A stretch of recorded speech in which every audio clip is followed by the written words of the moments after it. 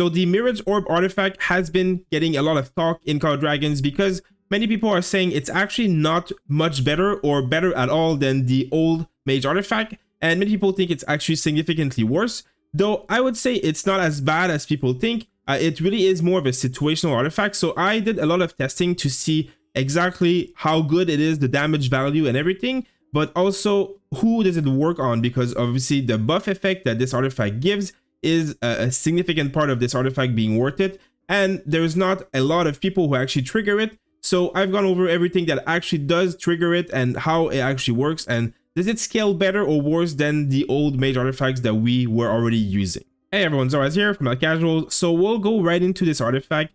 Now, the really good thing about this artifact first is that it is a legendary artifact for mages. Now, as you can see, the attack, Legion attack and magic attack, it doesn't change from one to the other. So that's also really good because that's what you want. And the number one pro for this artifact is really the fact that it offers you a third legendary march artifact. So you do not have to use Magic Bomb, which is obviously a purple and level 50 max with a lot less stats. So just the fact of having, this significant boost in magic unit attack and the damage taken, damage dealt percentage that you gain from the 6-star, it really is just really good, right? Of course, having 3 mage artifacts makes it so you can run 3 mage marches, and the more mage marches you can run, the better in this game, because mages are the safest and the most valuable way of farming merit for the majority of people and the majority of the time in the game. That's just simply the reality of having long range, meaning you have a lot more control and you can back off. So almost every T4 player should basically focus bringing mage marches, and every well should bring at least 1, in my opinion, even 2 mage marches to really get the max amount of value for their account and for their alliance. So this is obviously really good for those who want to run an extra one. Now, the values on it is very interesting. So of course, it is 1 target gets hit for 1800 and then 2 targets get hit for 1250. Now you can look in the little animation here, you'll see it casts, it takes a while to cast, and then it hits 1 target and then it explodes a second or 2 later. Only the ones that get exploded on get CC'd, get AoE'd up in the air, as you can see. So this is kind of like CC or crowd control, which means that it is gonna make them not do damage while they're in the air. They're not gonna attack, so you're saving yourself some damage, but you also let your own other marchers or allies catch up or surround them with infantry. Now the stun is very, very, very short, so it doesn't give you a lot of time to do much in general, but it still is there, and it can make a little bit of a difference in some fighting when you're especially using this on the flying barge that can poke in and out in the backline and stuff like that. So this is obviously pretty interesting. But it is also going to be interesting to know that the diffuse damage is going to affect them only. So the first march is obviously not going to diffuse, but the diffuse damage seems to affect, I'm not sure if it affects both enemy hits, because here it's 1,000. So it's obviously kind of like hard because it is not really telling us, and I'm not really able to look at it when I'm fighting in the field as much as I would like to, because every different unit type gets hit differently anyway. So it's hard to compare. But in any case, I'm pretty sure if we look at the last data here, the last level 5, if you were a level 5, for example, this is 3,000 plus 2,000 plus 2,000. Maybe the second 2,000 is reduced by 15%, or maybe the last 2 are reduced by 15 and 30, that I'm not sure. I think it's only the last 2,000 reduced, though. That's kind of how I'm reading it. In any case, you're getting boost by 45% damage. This is basically 3 times this buff. Right now, I'm at 27 because I have it only level 2. But 45% is almost half. So you're at 3,000 plus 4,000. So that's 7,000 damage. Boost that by 45% while you're starting to be in the, 10.5 thousand damage is factor basically. So this is very good, right? 10,000 damage factor. You do need to hit 3 targets to do that 10,000 damage factor. Obviously, otherwise it doesn't work. Now, if we look at Phoenix Eye as comparison, well, at level 5, it does hit 5 targets, so it's specifically extra good at level 5. This gets a huge boost in power, but it is 4,000 times 5, so that's 20,000. Now, this is diffuse damage, so that means that the first target is 4,000, the second target is 4,000 minus 15, the third target is minus 30, the fourth target is minus 45, and the last target is minus 50. So the last 2 hits basically count for kind of like just 1 hit. So, you're still, let's say, hitting 4,000 on 4 target, even though there's still a bit of more reduction in there. But still, it's a significant amount of damage. You know, it's 20,000 raw, and then maybe like 13,000 when you count all the diffuse damage that goes into there. It's still significantly higher than the Mirage Orb, but it doesn't have any kind of stun whatsoever. So this really is the difference in, you know, also obviously which one you have at the highest level yourself. If you have a level 1 of each, I would say, you know, it's a consideration that you have to keep in mind. So this is obviously something that will depend on everyone's account. At level 5, it's still very, very powerful, and the Mirage Orb does nuke like one target more than the others, and it does nuke less target, but meaning that, you know, you will take a march down quicker, as opposed to if you're AoEing Phoenix Eye, you have a lot less control onto what it lands on. So some marches could be much tankier and take a lot less damage. The more targets you hit, you know, the least accurate it is. So they're not as far as people think in terms of power. When you take about the diffuse damage is obviously very high on the Phoenix Eye, so it is not as different as people think, but it is still a small advantage to the Phoenix Eye in that case.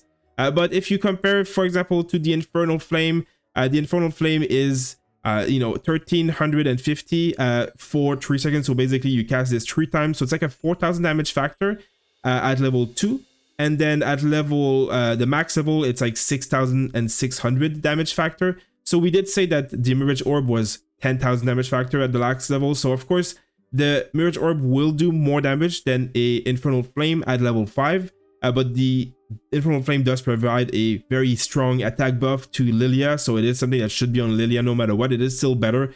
This attack buff is worth more in my opinion because you have it all the time, as opposed to the artifact cast, which you only get once every few minutes, right? So it is the big difference here, but you know, at level 2 the difference is really not that big. At level 5 it's bigger, but at level 2, if I look here, I get 18 plus 1250, which is, you know, like 3,000, and then another 1250, so for like 4,300, let's just say, plus 27%, so, you know, maybe more like 5,000 something damage, you know, 5.5, let's say, let's be generous, at level 2, and then the difference here is, you know, 4,000, so it is more damage, but you do need to hit more targets, right? So this is the thing, you know, in the terms of damage purely, like you will do well with Mirage Orb, but you need to hit many targets.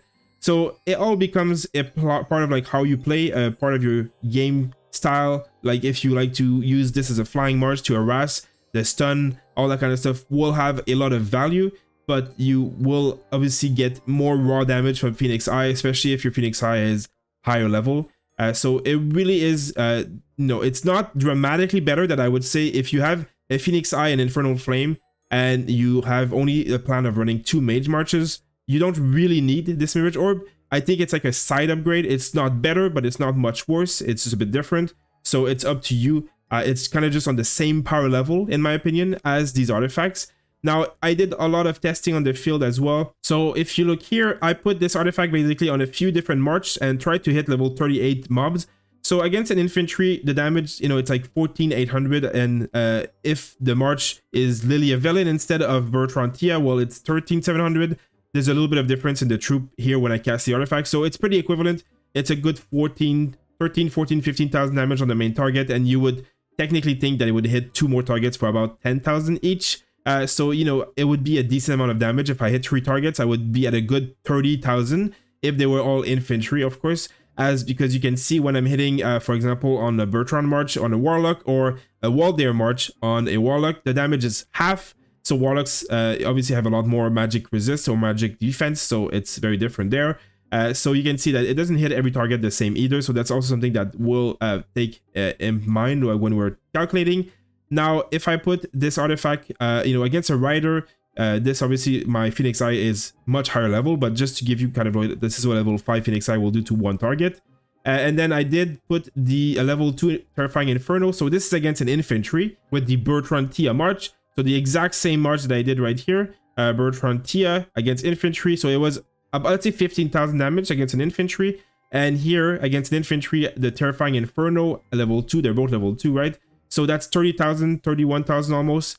Against the infantry, right? So the damage is obviously significantly higher from the Terrifying Inferno, but I did say if I was to hit, you know, 2 more targets, they would take, you know, I think it's about 30% less damage, but they would still take a good amount of damage. So let's say 8,000 to 10,000, 2 more targets. So we would have, you know, more than 30,000 damage here, and same with the Lilia, for example.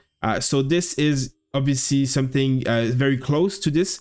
So in terms of damage at level 2, they are similar. This is obviously very rough testing. It's really hard to test an AoE artifact against Darklings anyways, but this kind of what it looks like. So the damage is not that far off. They're both level 2. So this is a good example. So as we already talked about, this artifact has this buff, which increases its artifact skill damage. It will go up to 45% at the max level. Mine is currently 27. So you gain the buff of 9% 3 times. So you do need to gain 3 buffs in terms of this effect. So when you gain a buff effect through a hero skill, so this is what people have to remember. Hero skill is what triggers this. So there is actually a lot of heroes in this game who do not trigger this whatsoever. And this is why this is going to be a much more situational artifact, because you can't just put it on anyone. And I've tested almost every single march to see what actually does trigger this buff. And it's not many of them. So the first report here is going to be Bertrand Tohar, which is an obvious combination. This is really what the artifact is meant for. So the one thing to know is that the artifact power damage, basically, if you look here, I'm not going to go through all the reports, but the artifact buff will appear here, right here. Artifact skill damage 9%.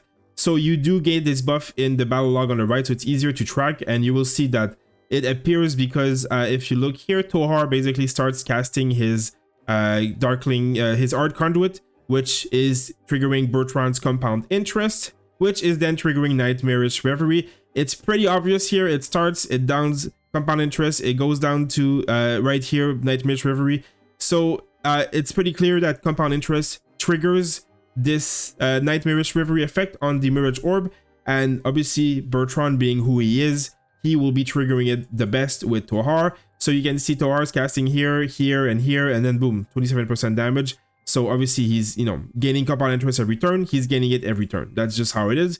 He gets max skill damage way before he casts the artifact skill. As you can see, it's like it goes even lower. He also keeps it permanently because Tohar and Bertrand are both casting their skill more regularly than 20 seconds. So the buff never goes away. They're always refreshing it. Now, if we look at a Lilia Velen, for example, this is where it gets interesting. So you see that the first turn, I am getting the artifact skill damage plus 9%. And then I will basically show you every turn after. It won't really matter no matter where I click. This never goes higher than 9%. So even on the turn where they cast their skill, it's still at 9%. And if I scroll basically to 20 seconds, because as I said, that's how long the buff lasts. So when you look here, the Nightmarish Reverie has 4 seconds remaining. And you will see that basically it will run off after the 21 second mark, 22. So basically here, it ran off. Now I'll show you the combat here. It basically ran off at 0%. So you can see that this march never triggers a buff on themselves except on the first turn. And that is, it's a bit weird, but if you look at the first turn, basically Protection of Form, which is one of the passive skill of Velen, it is the one who triggered Nightmarish Reverie. If you look at the first turn of a march like this, they gain everything on the first turn, so all their talents are triggering. Not everything, but of course a lot of things are triggering. Magic Fortune, which is a pet skill, is triggering.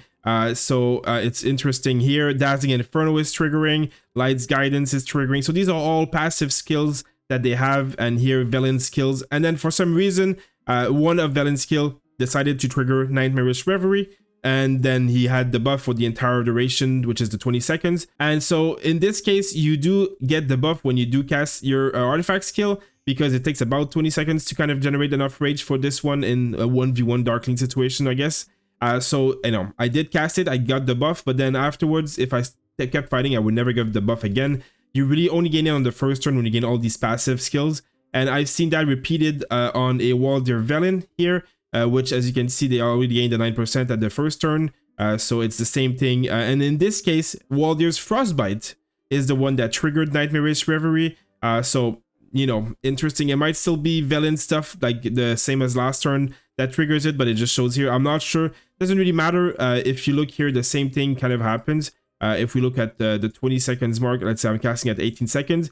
So the damage is still 9%, and then, you know, you cast the skill, and then it's still, the buff stays after you cast the artifact. It doesn't consume, but at 21, 22 seconds, it disappears, and then you don't get the buff anymore, because Waldyrs Velen do not generate buffs either. Even Waldyr, who does have, you know, a shield, if you look here, for those of you, Icy Veins. So this is when he receives skill damage, he would receive a shield. So I mean, I guess he's not receiving skill damage against Darklings anyways, so I'm not sure if this shield factor is actually triggering. Now here I have a report, it's from War, but I had to dig pretty deep to find somewhere where Waldyr triggers his Icy Vein, which is a shield that he gains, and in this instance he does have the Mirage Orb artifact because I was fighting with him on Waldyr, and you can see that he triggers Icy Vein and then he will gain the shield on the current turn, so he gains it right away. And then in this turn, there is no buff, artifact buff being applied, and even the next turn, it's still not there. It would say at the end anyways, Nightmarish Reverie, 20 seconds, 19 seconds. And here you have my Mirage Orb casting Nightmarish Reverie, and the enemy lost 8,200 units, so it hit him for 8,000. And then, you know, there's no buff anywhere. He doesn't have the 10%. So he did gain the shield in one of these reports, and he doesn't gain the buff. So sadly, this is just not a buff. It's not considered a buff. The shields are not buffs in this game, apparently. So it doesn't work for Nightmarish Reverie. So in all my testing, I think what basically is the conclusion is that you kind of need Bertrand in your March for Nightmarish Reverie to really work. Now I have Bertrand Tia here, which also is a decent amount of triggers for this artifact. So this is, you know, obviously Bertrand casting his own skill. So he does cast Entitled Rage here. Enemy loses 18,000 units, which is huge. Compound interest, Nightmarish Reverie right away. So it's pretty straightforward, and you'll see then here he's at plus 18%, and the first 9% he gained from the beginning of the combat was extended because now it's a new duration that will last 20 seconds. And here you will see Tia casting her skill. So she casts Arbiter's Ward, which is the shield, and then Nightmarish Reverie triggers right away. The reason it triggers is not because of the shield, by the way, it's because it gains synergy, which is a buff, which is what the trigger is. And then increases the skill damage by 15%. Now, it doesn't show you that synergy is here, but obviously it's casting, it's happening. This is why Nightmarish Reverie is triggering right away afterwards. And then that is what it is. So you can see that I am now at 18%. Next turn, I'm at 27%. And then if I close this turn and you just look all the way down, you know, they keep casting Rage Kill, so it keeps getting extended. You know, then when I cast my artifact, finally at 21 seconds, while I'm casting it with a full buff, so it always works on this march. You'll have way enough before you get there, and you can see like last turn, like I'm still at 27%. It just never goes away. So you kind of need Bertrand in your march or Tia. If you only have Tia and you don't have Bertrand, it will take Tia's like 3 full turns to cast her skills unless you start with it. But in any case, it will take a while before you get the 27%. But then you'll keep it, and if it's at 45%, then that's 45. But you will keep the buff for ever once you have it. It will just take a few turns to get there for Tia, and if you have Bertrand, it will take him no time at all. He'll have it basically as soon as he gets 3 stack of compound interest, which he gets you know, from anyone doing skill damage. So that doesn't matter who he has with in his march, he will get the 3 stacks after him casting his skill 3 times, or him and his deputy casting, you know, 1 time and half each basically. So it's just it's gonna happen very fast, let's just say that. So if Bertrand is in your march, it works really well. And if Tia is in your march, it still works decently well. Okay, so here we have a little fun experiment that I'm going to be doing. I'm just going to be comparing the artifact's damage, let's say, and also just to see how big the AoE is. So I'm having my Lilia hit this level 40 rider, and then my Bertrand is hitting the other one. Now I'll cast this artifact, and you'll see it launches for 12,000 damage and then explodes for almost 10,000 damage. And then if on the other side I'm doing Terrifying Infernal, which is 8,000, well basically 9,000. In any case, this is a pretty interesting experiment to kind of visualize exactly what it looks like when it does explode. You can see, if I play back the clip here a few times, you can see that the CC is not that big of a CC. It doesn't prevent the enemy from attacking for very long or knocks them really far. But you know, this is going to help you guys make your own decision. Now, when we go and look at the Forge of Light, you know, obviously it's ending in 4 hours 20. So by the time you guys see this, it will most likely have ended. But it is just to kind of like, you know, no, it's not a bad thing. This artifact is not bad. It's just like a side grade. It's a new 3rd legendary artifact for mages. If you do need the 3rd artifact because you do want to run 3 marches, well, it's excellent. If you're boosting your Bertrand and you wanted to run, you know, as a flying march to harass to get some CC, it will be very, very good. And of course, it will be better than the Phoenix Eye if you're doing 1v1s of any kind. But so would Infernal Flame, by the way. but still, it's just going to be a very interesting artifact to see in the field. It does have the potential to hit pretty hard because, you know, the 3000 damage boosted by 45% makes it a damage that would be more like 5-ish thousand, maybe like, let's say 4500 at 45%. So at 4500 damage, it's the highest base damage of any artifact in the game. So in that case, it would, you know, it would be a lot of damage, and then the 2 AoEs on top of that. So it would be very comparable to Phoenix Eye. It's really just a side grade in my opinion. They're both very good. They both have situations where they're better and situations where they're worse. So it will really depend on the way you play and the levels of your artifacts, and if you want a third march or not. The last thing I want to talk about with this artifact is autocast or not. So as you can see, when the artifact casts, it takes quite a long time. So you see here, it channels it, and it's like it channels for quite a long time, which means that enemies have kind of like a long time to move. It's not a big deal, obviously, but it is something to keep in mind that when you click the button, it instantly doesn't just shoot like the other artifacts, especially like Infernal Flame, but it really doesn't have much more of an effect than that. So the autocast doesn't really have much value because it's not an artifact that you need to target. It will just simply auto target the target that you're hitting, just like Infernal Flame does. So it's not needed to do the autocast, but it's up to you. If you wanted to just cast itself, you just have to be worried that if you autocast when you're targeting a tank march, for example, well, it'll do a lot less damage than when you're targeting the enemy, which are mages and archers. So you could hold on to it. Also, because the CC can be useful at a certain time in particular where you want to keep it for that. For example, if the enemy starts running away and you want to slow them down. So it's not something I would recommend to be needing on autocast. It's possible if you want to. Let me know in the comments what you think of this artifact. I don't think it's significantly worse than anything. I do think Infernal Flame is still the #1 mage artifact, especially on a Lilia March, obviously. But in any other case, if you're not on the Lilia March, Mirage Orb and Infernal Flame are not that far apart. But Mirage Orb does require multiple targets to get its value, just like Phoenix Eye. So it's one of these artifacts that's really good when you hit multiple targets, but a lot less good when you only hit 1 or 2 targets. So just that to keep in mind. Thank you guys for watching, and I'll see you on my next video.